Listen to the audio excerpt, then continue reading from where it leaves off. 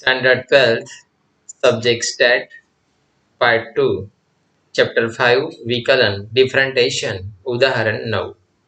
તો ઉદાહરણ 9ની આપણે રકમ વાંચીએ, જોઈએ આપણને શું કહે છે આગળ.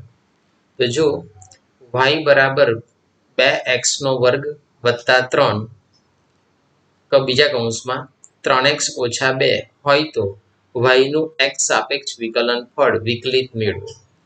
તમે એટલું જોઈને ચોક્કસ કહી શકવા જોઈએ કે અત્યારે હાલમાં આ 2x² + 3 ને 3x - 2 તો આ બે વચ્ચેનો સંબંધ છે ને ગુણાકારનો છે. એટલે આપણે એવું લખી શકીએ કે ધારો કે y બરાબર u * v, એટલે u અને v એટલે આગળવાળાને u ધારીશું, પાછળવાળાને v ધારી દઈશું. તો u * v એટલે ગુણાકારનો સંબંધ છે. તો ગુણાકારના સંબંધ દ્વારા આપણે સૂત્ર દ્વારા આપણે દાખલાને ગણીશું. તો પહેલા u બરાબર કેટલા? તો જો u બરાબર 2x² + 3, 2x² + 3 અને v બરાબર કેટલા એ લખું છું. તો અને આપણે u ધારીએ છીએ તો u બરાબર 2x² + 3 અને આ બાજુમાં v છે તો અહીં v એટલે 3x - 2 એ લખું છું. v બરાબર 3x - 2. હવે u લખી કાઢ્યા, v લખી કાઢ્યા. તો આનું ડિફરન્ટિએશન આપણે વિકલન કરીએ તો du/dx. u હોય ને તો du/dx, મતલબમાં d/dx કોમન ને u સાથે લખી દે એટલે du/dx. 2x² આટલાનું વિકલન કરવું હોય તો શું કરવાનું? તો કે આ 2 અને 2 આ બેનો ગુણાકાર કરવાનો. તો 2 × 2 = 4, પછી સાથે x ઉપર 2 છે, 2 માંથી ઉપર જે બી અંશ હોય એમાંથી એક ઘાત ઓછી કરવાની.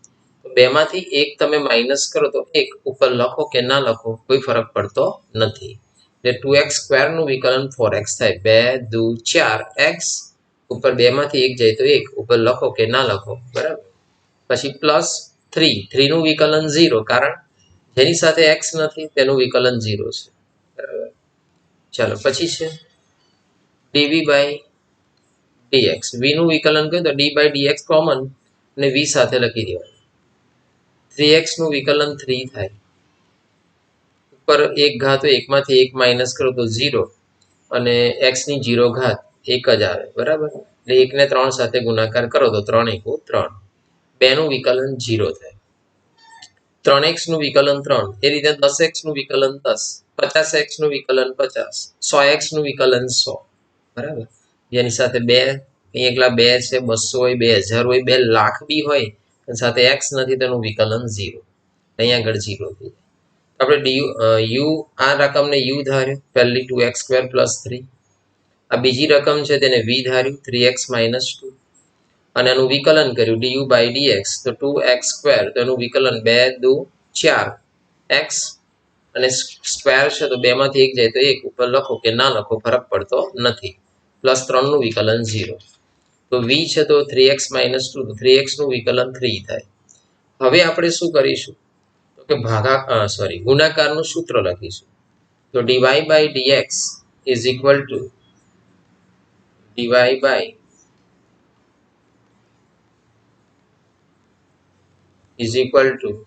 આ u છે ને તો u લખું છું પહેલા u * dv/dx. અહીં u છે ને તો u લખવાના, u * અને v dv/dx એવું લખવાનું. પછી પ્લસ, હવે u લખાઈ ગયું તો પછી કોનો વારો? v લખવાનું, v * અને અપોઝમાં du/dx. તો આપણે હવે કિંમત મૂકીશું. તો ચાલો આ પહેલું છે u, અહીં આગળ.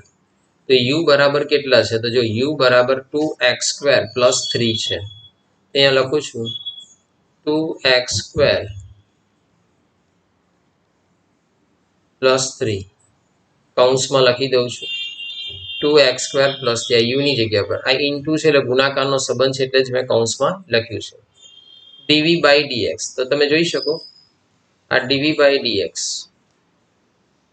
કેટલા છે? 3. અહીં આગળ ગુણાકારનો સંબંધ છે એટલે 3 ગુણાકારના સંબંધમાં અહીં લખું છું. પછી જો આ પ્લસનું સાઇન છે તો પ્લસ કરીશું. એક સ્ટેપ તમને કમ્પ્લીટ કરીને બતાવું છું. પછી જો વી છે વી, તો વી ની કિંમત અહીં રહી જો વી ઇઝ ઇક્વલ ટુ કેટલા છે 3x - 2. અહીં આગળ લખું છું 3x - 2 આ વી અને સૂત્રમાં du/dx, તો du/dx જો કેટલા છે 4x. અહીં આગળ લખી દઉં છું 4x. તો આપણી ફોર્મ્યુલામાં આપણે કિંમતો તો મૂકી દીધી. હવે આપણે શું કરવાનું જુઓ, આ 2x² છે અને 3, 2x² + 3 ને 3 સાથે મલ્ટિપ્લિકેશન કરવાનું છે, ગુણાકાર કરવાનો છે. મને કહો આ 2x² ને 3 સાથે ગુણાકાર કરું તો 2 તારી 6 અને સાથે x², 6x². પછી પ્લસ આ 3 ને 3 સાથે ગુણાકાર કરું તો 3 × 3 = 9, 3 તારી 9. પછી પ્લસ આ 3x - 2 ને પણ 4x સાથે ગુણાકાર કરવાનો છે, તો આ 3x ને 4x સાથે ગુણાકાર કરું તો 3 × 4 = 12, 3 ચોક 12. x ને x સાથે ગુણાકાર કરું તો 12x², 12x² થશે. પછી -2 ને 4x સાથે ગુણાકાર કરું તો 4 × 2 = 8, 4 × 2 = 8. ઓછા છે ને વત્તા છે, માઇનસ પ્લસ માઇનસ થાય, 4 × 2 = 8, 4 × 2 = 8 અને સાથે x. તો x² વાળા સ્ટેપ્સ ભેગા કરવાના, તો જો 6x² + 12x², તો બંનેનો સરવાળો કરીશ તો 12x² + 6x² એટલે 18x² થશે. પછી ઓછા 8x વાળું સ્ટેપ વચ્ચે લખું છું અને વત્તા કેટલા છે 9, અહીં આગળ લખી દઉં છું. અથવા દાખલો બીજી રીતે પણ ગણી શકાય. તો રકમ તમને લખીને બતાવું, જે સૂત્રના મદદથી ના ગણવો હોય તો 2x² + 3, 3x - 2. તો પહેલા શું કરવાનું, y = આ 2x² ને 3x સાથે ગુણાકાર કરું તો 2 × 3 = 6, 3 × 2 = 6. x² ને x સાથે ગુણાકાર કરું તો x³ થાય, એટલે 2x² ને 3x સાથે ગુણાકાર કરું તો 6x³. એવી જ રીતના 2x² ને પાછું -2 સાથે ગુણાકાર કરું તો આ પ્લસ છે, આ માઇનસ છે, તો પ્લસ માઇનસ માઇનસ, 2 × 2 કરશો તો 2 × 2 = 4 અને સાથે x². ચાલો એવી જ રીતે 2x² ને 3x સાથે ને 2 સાથે ગુણાકાર કર્યો, તો એવી જ રીતના 3 ને પણ 3x સાથે ગુણાકાર કરું તો 3 × 3 = 9, 3 તારી 9, પણ પ્લસ છે તો પ્લસ 3 તારી 9x. અને 3 ને 2 સાથે ગુણાકાર કરું તો 3 × 2 = 6, કેવા 6? -6.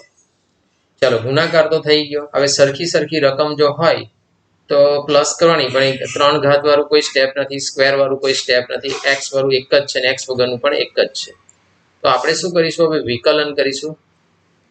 dy/dx બરાબર, પેલો આ 6 ને 3 સાથે ગુણાકાર કરું તો 6 × 3 તો 18x. ઉપર 3 ઘાત છે, એમાંથી એક ઘાત હું ઓછી કરું તો કેટલા આવે 2, તો 18x² માઇનસ 4 ને 2 સાથે ગુણાકાર કરું તો 4 × 2 = 8 સાથે x.